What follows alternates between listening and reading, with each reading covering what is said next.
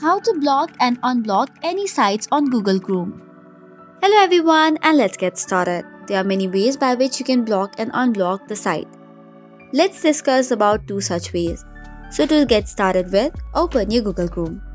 Tap on the three dots on the top right corner and then go to settings.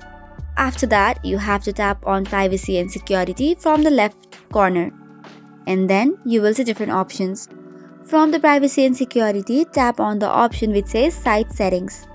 Under site settings, you will see different options. Click on the URL or the site that you want to block, and then you can unblock or block any of the settings from here. However, in the previous versions of Google Chrome or the updated version of Google Chrome, you will find the block option in the permission section as well. In order to check it, you can go back to the previous section and then search for it on the permissions or additional permissions as well.